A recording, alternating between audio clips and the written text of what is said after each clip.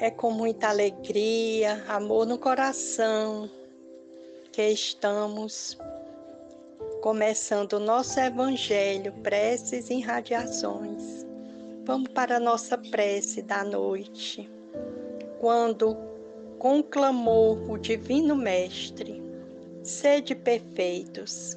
Entretanto, sabemos que estamos presentemente mais distante da perfeição que o verme da estrela. Ainda assim, Jesus não formularia semelhante apelo se estivesse ele enquadrado no labirinto inextricável do impossível. Podemos e devemos espousar a nossa iniciação no aprimoramento para a vida superior, começando a ser bons. Podes ser um irmão do companheiro infeliz, através de alguma frase de bom ânimo, o benfeitor do coração materno infortunado, o salvador da criança que luta com a enfermidade e com a morte pela gota de um remédio restaurador. Pode ser o amigo dos animais e das árvores, o preservador das fontes e o defensor das sementes que sustentarão o celeiro de amanhã. Desperta e faz algo que te impulsione para a frente na estrada de evolução. Ainda agora e aqui mesmo, enquanto relemos o convite do Senhor, podemos formular no coração uma prece por todos aqueles que ainda não possam compreender e, através da oração, começar a obra do aperfeiçoamento para a vida imortal. Que o Senhor Jesus esteja sempre conosco, nos dando força, fé e coragem. Que assim seja.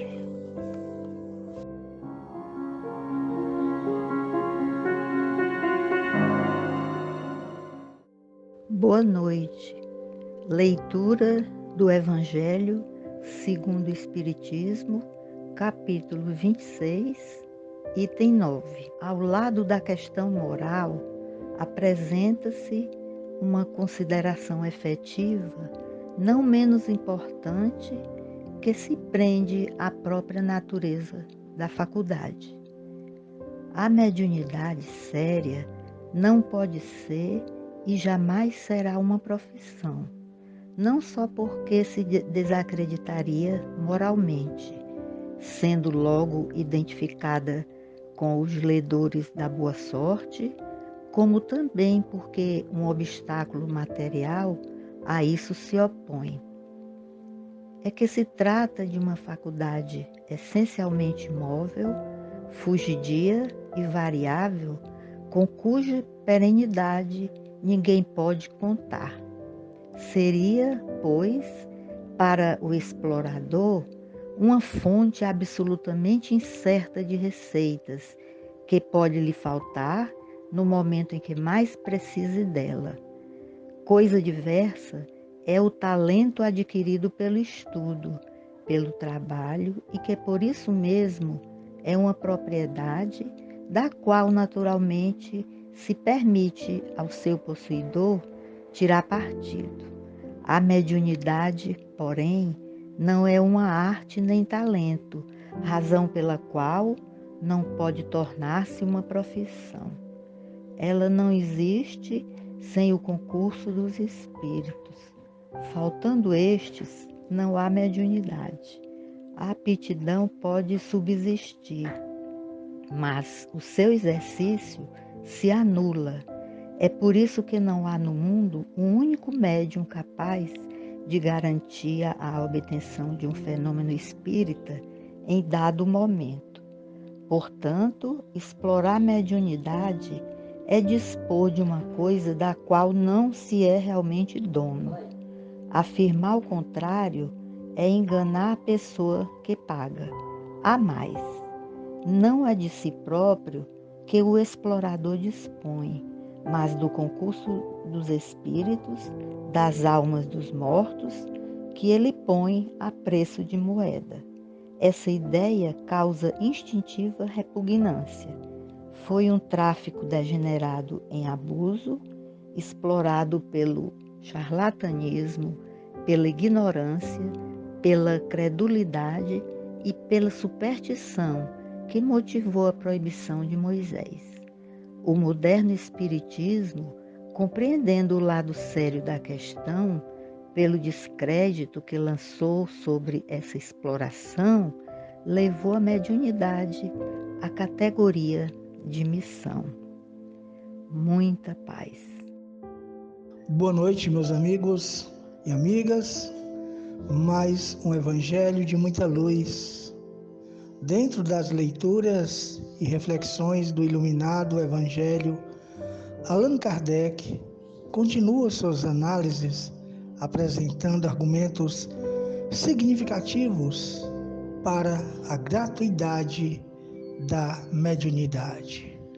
Kardec vem e adverte: aquele, pois, que deseja comunicações sérias, deve primeiro procurá-las com seriedade, esclarecendo-se quanto à natureza das ligações do médium com os seres do mundo espiritual.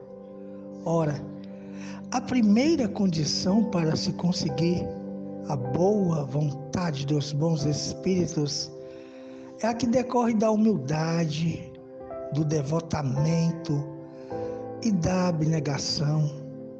Um trabalho de desprendimento, um trabalho de amor, um trabalho de disciplina, de vontade constante, o mais absoluto desinteresse moral e intelectual. É preciso merecer a presença dos espíritos elevados, oferecendo-lhes as condições da boa vontade em servir de instrumento útil na sua verdadeira finalidade.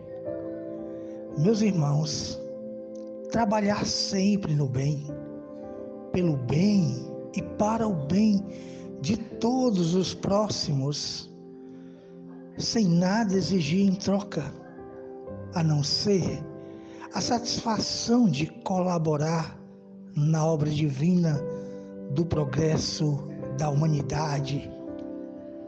Nosso querido irmão Kardec, de muito bom senso, também apresenta um argumento de ordem prática na gratuidade da mediunidade, no que se refere à sua própria natureza.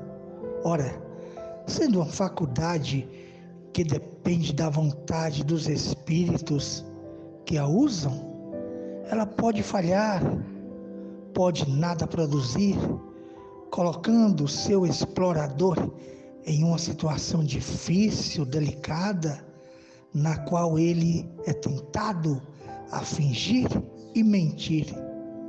E isto vem sendo quase sempre uma constante com aqueles irmãos invigilantes, muitas vezes voltados pelos sentimentos da usura, da ganância. Está aí um dos tantos motivos da mediunidade não poder ser profissionalizada, até porque vai existindo graças às atividades dos espíritos. Se esses faltarem, ela não funciona. A aptidão permanece, mas não acontece o exercício. É como uma máquina parada, estagnada. Explorar a mediunidade, como se vê, é querer dispor de uma coisa que realmente não possui. Não é de si mesmo que se dispõe, e sim dos espíritos, das almas dos mortos, entre aspas, é claro, cujo concurso é posto à venda. Este pensamento repugna instintivamente. Foi esse tráfico degenerado em abuso, explorado pelo charlatanismo, pela ignorância, pela credulidade, pela superstição, que provocou a proibição de Moisés. Nosso querido irmão Allan Kardec, estudando a mediunidade na prática, observando, analisando as revelações recebidas, percebeu e divulgou as leis que regem essa faculdade, compreendeu seu aspecto sério e sua finalidade sublime na transformação evolutiva dos homens e da humanidade.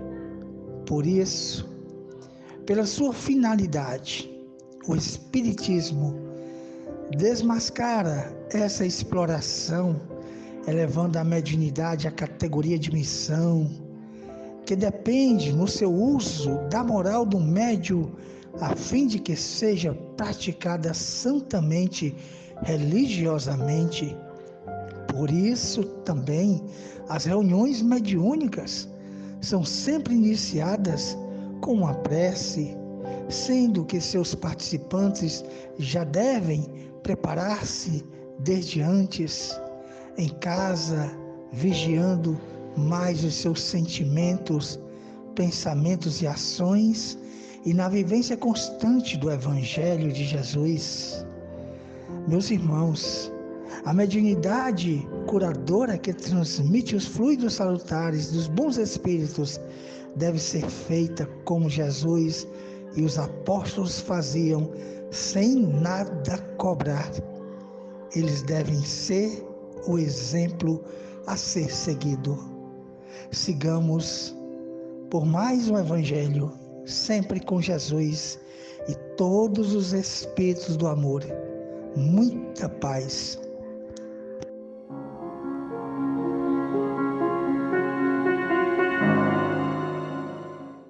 Vamos para a nossa fluidificação das águas. Quando pedimos auxílio, é justo pensar no auxílio imprescindível que devemos a nós. Tudo indica, nos caminhos da vida, que as regras do bem somente valem se a criatura lhe substancializa os princípios. É naturalmente da vontade divina que todos sejamos auxiliados. Entretanto, é forçoso convir que a vontade humana deve dispor-se a ser auxiliada para que a divina vontade nos auxilie. Prometeu-nos Jesus: quem me segue não anda em trevas. O Senhor não se obrigava a clarear os que apenas lhe aceitassem as verdades, e sim os que lhe aderissem ao próprio caminho.